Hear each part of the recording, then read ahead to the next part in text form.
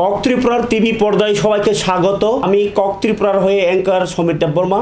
আজকে একটা বিশেষ আলোচনা নিয়ে কথা বলবো যে এই বর্তমান আধুনিক যুগে আমরা যে বসবাস করছি বা বেঁচে থাকছি, এর মধ্যে আরও জীবনকে উন্নত করার জন্যে এবং একজন আরেকজনকে সাহায্য করার মাধ্যমে যেভাবে আমরা আমাদের জীবনকে আরও এগিয়ে নিয়ে যাওয়ার চেষ্টা করছি, ওইখানে একটা এখন বর্তমানে যারা উল্লেখযোগ্যভাবে আমরা উন্নত হচ্ছি, তো এতে যে অঙ্গদান একটা বিশেষ হয়ে উঠেছে যে আজকাল অঙ্গদান এবং অঙ্গ প্রতিস্থাপন একটা আমাদের জীবনে যে মানুষের বড় বড় সমস্যা থেকে সমাধানের পথ খুঁজে পাচ্ছি। তাই আজকে আমাদের কক ত্রিপুরা স্টুডিওতে একজন স্পেশালিস্ট ডক্টর মনিরুল ইসলাম স্যার, উনি আমার স্টুডিওতে এসেছেন এই যে অঙ্গদান বিষয় নিয়ে কথা বলার জন্যে এবং এর অ্যাওয়ারনেস নিয়ে মানুষকে সচেতন করার জন্যে। তাই প্রথমেই অনেক অনেক স্বাগত স্যারকে যে আমাদের স্টুডিওতে আসার জন্য এবং অ্যাওয়ারনেস নিয়ে কিছু কথা বলার জন্য সময় বের করে এসেছেন তার জন্য। স্যার নমস্কার। কক ত্রিপুরাকে ধন্যবাদ আমাকে এই সুযোগ দেওয়ার জন্য, এই প্রোগ্রামে আসার জন্য, যার মাধ্যমে আমরা ত্রিপুরার মানুষের মধ্যে অথবা সারা দেশের মানুষের মধ্যে অঙ্গদান সম্বন্ধে অ্যাওয়ারনেস, মানুষের মধ্যে মাস অ্যাওয়ারনেস জেনারেট করতে চাইছি। কক ত্রিপুরা ওই সুযোগটা দিয়েছে, এর জন্য ধন্যবাদ কক ত্রিপুরাকে। স্যার, প্রথমেই যে এই বিষয়টা নিয়ে মানুষের মনে অনেক ধারণা ভুল হতেও পারে, রাইট হতেও পারে, কিন্তু আমি যেভাবে জন্ম নিয়েছি এভাবেই আমি আমার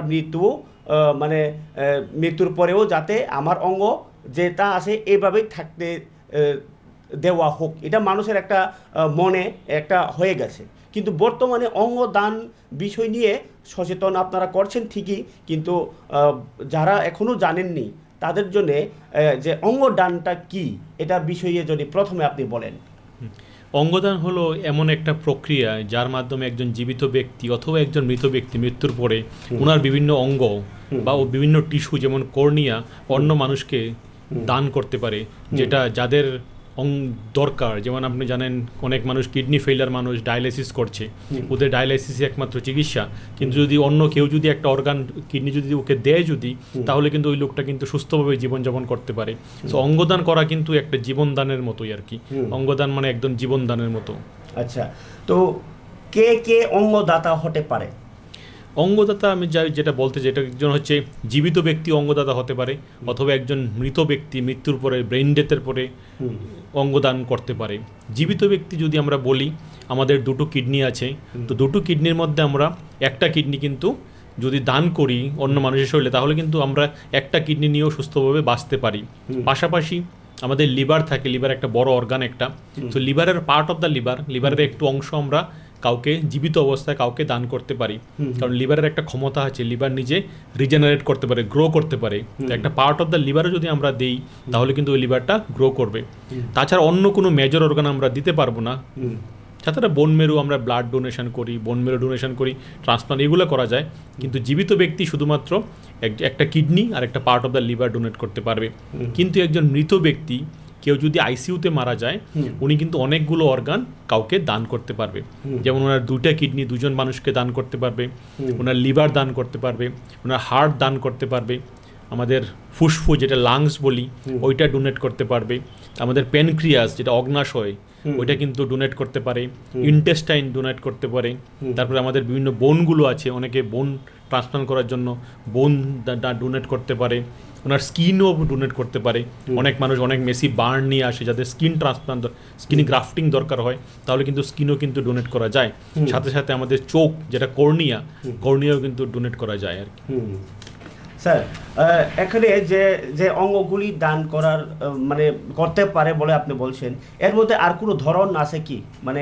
অঙ্গ দান করার যে অঙ্গদানকারীদের যে ধরন, আমরা মেনলি অঙ্গদান করে দুই ধরনের ধরন আমরা বলতে পারি। একটা হচ্ছে লিভিং ডোনার, যারা জীবিতভাবে দান করে, আর একটা হচ্ছে ব্রেইন ডেড ডিজিজ ডোনার আর কি, যারা একদম মারা গেছে, ইমিডিয়েটলি মারা গেছে, বিভিন্ন প্রোগ্রাম নিচ্ছে অ্যাওয়ারনেসের জন্য। আমাদের যেমন আমি যেমন নোডাল অফিসার সোটো হচ্ছে কি state organ and tissue transplant organisation. কেউ যদি আমাদের জিবি হাসপাতালে আসে, কাউকে বললেই আমাদের সাথে যোগাযোগ করতে পারে। সাথে সাথে আমাদের জিবি হাসপাতালে বিভিন্ন জায়গায় আমরা কিছু কিউআর কোড লাগানো আছে, ওই কিউআর কোডগুলো স্ক্যান করে কেউ অর্গান ডোনেশনের প্রোগ্রামে নিজের নাম অন্তর্ভুক্ত করতে পারে। সাথে সাথে মোহন ফাউন্ডেশনের টোল ফ্রি নাম্বার আছে, ওই নাম্বারে যদি যোগাযোগ করে তাহলে কিন্তু ওরা অর্গান ডোনেশন করতে পারবে। আর যদি কেউ আই ডোনেশন করতে চায়, এদের সাথে সাথে আইজিএম হাসপাতালে আই ব্যাংক আছে, ওই আই ব্যাংকে যোগাযোগ করা যায় আই ডোনেশনের জন্য। আচ্ছা স্যার, আমি আবার একটু জানতে চাইবো যে ব্যক্তি সাধারণত বাড়িতে মারা যায়, সে কি তার অঙ্গ দান করতে পারে? কারণ আমাদের টেকনিক্যালি কিছু একটা কারণ হয়ে গেছে, বাড়িতে যে কেউ যদি মারা যায়, সে যদি ইচ্ছা করে যে আবার অঙ্গ দান করার ইচ্ছা, তাহলে তারা কি করতে পারবে? না, এটা বাড়িতে যদি কেউ মারা যায়, বাড়িতে মারা গেলে ওর বড় যে মেজর যে অর্গানগুলো আমরা লিভার বলি, কিডনি বলি, হার্ট বলি, লাংস বলি, এগুলো কিন্তু নেওয়া যাবে না। এগুলা নেওয়া তখনই সম্ভব যদি হাসপাতালে আইসিইউতে ভেন্টিলেটারে পেশেন্ট মারা যায়। যদি হাসপাতালে নর্মাল বেডে যদি পেশেন্ট মারা যায়, তাহলেও কিন্তু এই অর্গানগুলো নেওয়া যাবে না। শুধু আইসিইউতে যদি ভেন্টিলেটারে থাকে, তাহলে কিন্তু ওর অর্গান নেওয়া যাবে। আর বাড়িতে মারা গেলে শুধু আমরা আই ডোনেশন করতে পারবো। যদি একান্ত ইচ্ছা থাকে, তাহলে কিন্তু কর্নিয়া আই ডোনেশন করতে পারবে। হাসপাতালের সাথে 4 থেকে 6 ঘন্টার মধ্যে হাসপাতালে অথবা এজিএমসি অথবা আইজিএম হাসপাতালে আই ব্যাংকে যোগাযোগ করলে ওরা কিন্তু আই ডোনেশন করতে পারে, বাকি অর্গানগুলো ওরা পারবে না। স্যার, ট্রান্সপ্লান্টেশন এটা একটা বড় অপারেশন। এগুলি কি এখন ত্রিপুরাতে সম্ভব? এবং ত্রিপুরায় এগুলি করা কি খরচের ব্যাপারও রয়েছে? গরিব লোক মানে মানুষই বেশি থাকে, তো তাদের কাছে কি এগুলি সম্ভব হবে? হ্যাঁ, ট্রান্সপ্লান্ট অ্যাকচুয়ালি আমরা যদি কিডনি ট্রান্সপ্লান্টের কথা বলি, যারা বাইরে গিয়ে কিডনি ট্রান্সপ্লান্ট করে, ত্রিপুরা থেকে মোটামুটি প্রতি বছর 30 জনের মতো লোক বাইরে যায় কিডনি ট্রান্সপ্লান্ট করার জন্য। সাধারণত 5 জনের মতো লোক যায় লিভার ট্রান্সপ্লান্ট করার জন্য। তো বাইরে গিয়ে যদি ট্রান্সপ্লান্ট করি, মিনিমাম 5 to 7 লাখ আপনার খরচ হবে কিডনি ট্রান্সপ্লান্ট করার জন্য। এটা শুধু খরচ, হাসপাতালের খরচ। সাথে সাথে আপনি যখন একজন পেশেন্ট যখন যাবে, ওর সাথে বাড়ির লোক, ট্রান্সপ্লান্ট করলে অনেক দিন লম্বা বাইরে একটা থাকতে হবে, ম্যান পাওয়ার লস্ট হবে, সব মিলিয়ে অনেক বিশাল খরচ। কিন্তু আমাদের ত্রিপুরাতে আমরা অলরেডি 4টা কিডনি ট্রান্সপ্লান্ট আমার হয়েছে, সাকসেসফুলি হয়েছে। এবং আমরা লাস্ট 3 তারিখে, অগাস্ট মাসের 3 তারিখ আমরা national organ donation day celebrate করেছি ওই রবীন্দ্র ভবনের সামনে। ওই প্রোগ্রামে আমাদের মাননীয় মুখ্যমন্ত্রী কিন্তু যে আমাদের ট্রান্সপ্লান্ট যে ছিল, রেসিপিয়েন্ট যে ছিল, ওদেরকে এখানে সম্বর্ধনা জানিয়েছে। সব পেশেন্ট যারা রেসিপিয়েন্ট ছিল ওরা কিন্তু এসেছে প্রোগ্রামে, ওরা সুস্থ আছে। আর আমাদের জিবি হাসপাতালে আমাদের মাননীয় ত্রিপুরা সরকার এবং জিবি হাসপাতালের সহযোগিতায় 4টা ট্রান্সপ্লান্ট কিন্তু ফ্রি অফ কস্ট হয়েছে। আমরা কিন্তু কোনো টাকা, হাসপাতাল কিন্তু গভর্নমেন্ট কিন্তু কোনো টাকা নেয়নি, একদম ফ্রি অফ কস্ট ট্রান্সপ্লান্ট হয়েছে। সাথে সাথে ওর যে ট্রান্সপ্লান্টের আগে যে বিভিন্ন ধরনের টেস্টগুলো করা হয়, ট্রান্সপ্লান্ট করার আগে অনেক ধরনের টেস্ট করতে হয় ম্যাচিংয়ের জন্য, যে ডোনার আর রেসিপিয়েন্টের মধ্যে, ওইগুলো কিন্তু ফ্রি অফ কস্ট হয়েছে আমাদের জিবি হাসপাতাল থেকে। সবগুলো টেস্ট প্লাস অপারেশন খরচ, সব কিছু খরচ ফ্রিতে করা হয়েছে। তাহলে তো মানে এগুলি খুব ভালো খবর। যদি ত্রিপুরাতে এগুলি বড় বড় অপারেশন যদি করা যায়, বা প্রতিস্থাপন যেহেতু করা হয়েছে। এখন আমি শেষের পথে আপনার কাছে জানতে চাইব যে অঙ্গদান ও প্রতিস্থাপনের ক্ষেত্রে যে মোহন ফাউন্ডেশন এবং সত্তু এর মধ্যে সম্পর্ক এবং কি ভূমিকা ওরা করছে। মৌ আছে, বিভিন্ন রাজ্যে ওরা কাজ করছে। ওরা মেইনলি জনসচেতনতা, পাবলিক অ্যাওয়ারনেসের জন্য কাজ করে। সাথে সাথে বিভিন্ন ধরনের কাউন্সিলিং নেটওয়ার্কিং আছে ওদের, বিভিন্ন হসপিটালকে ওরা হেল্প করে। হসপিটালে যদি কোনো ট্রেনিং দরকার হয়, ম্যান পাওয়ার ট্রেনিং ওরা ফেসিলিটেট করে দেয়। সাথে সাথে ওরা বিভিন্ন অ্যাওয়ারনেসের জন্য বিভিন্ন প্রোগ্রাম করে, বিভিন্ন রেজিস্ট্রি রক্ষণাবেক্ষণ করা। একজন যদি অর্গান কেউ যখন দেবে, কেউ যখন ডোনেট করবে, ওই অর্গানটা কাকে দেওয়া হবে ওইটা ডিসাইড করে ছোট ত্রিপুরা। তো মোহন ফাউন্ডেশনের সাথে মিলে আমরা একসাথে মিলে কাজ করছি। ত্রিপুরাতে এখনো শুধু লিভিং অর্গান ডোনেশন হয়েছে, যে জীবিত ব্যক্তি থেকে হয়েছে। আমরা চাইছি অদূর ভবিষ্যতে আমরা ত্রিপুরাতে ডিজিজ ডোনার ট্রান্সপ্লান্ট করতে, কারণ ডিজিজ ডোনার হলেই আমাদের যে ডিমান্ড এন্ড সাপ্লাইটা মিটবে। এখন অর্গানের প্রচন্ড ডিমান্ড, কিন্তু সাপ্লাই কম। কারণ একজন জীবিত ব্যক্তি, বললাম, শুধু একটা কিডনি ডোনেট করতে চায়, কিন্তু বেশি লোক তো চায় না, ডোনেট করতে চায় না।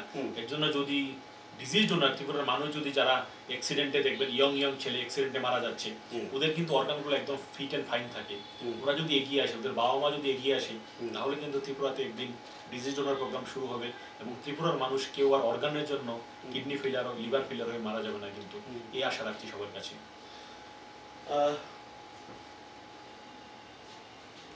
শ্রদ্ধেয় দর্শকবৃন্দ, আপনারা দেখতে পাচ্ছেন এবং শুনতে পাচ্ছেন, আপনারা বাড়িতে বসেই এগুলি যে অ্যাওয়ারনেস যে দরকার, আমরা আশা করি মোটামুটি আইডিয়া আপনাদের কাছে চলে গেছে।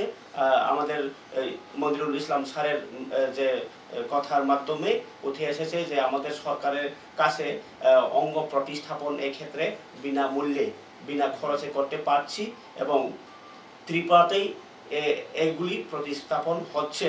তো যাদের ইচ্ছা এবং যারা অঙ্গদান করতে ইচ্ছুক এবং যাদের দরকারও তো হতে পারে, তো আপনারা আপনাদের সঙ্গে যোগাযোগ করার জন্য কোনো কন্ট্যাক্ট নাম্বার আপনি বলবেন স্যার? আমাদের জিবি হাসপাতালে এলেই হবে। জিবি হাসপাতালে অফিসিয়ালি ছোট্ট অফিস আছে, অফিসে অথবা জিবি হাসপাতালে এমএস অফিসে মেডিকেল সুপারিনটেন্ডেন্ট অফিস আছে, ওই অফিসে যোগাযোগ করলেই হবে। ধন্যবাদ স্যার, আপনি আমাদেরকে সময় দিয়েছেন এবং এত সুন্দর একটা অ্যাওয়ারনেস আপনি বলে মানে আমাদের যে দর্শক এবং ভিউয়ার্স যারা আছেন ওনাদের কাছে পৌঁছে দিয়েছেন। তো আশা করি ভিউয়ার্সও খুশি হবেন এবং স্যার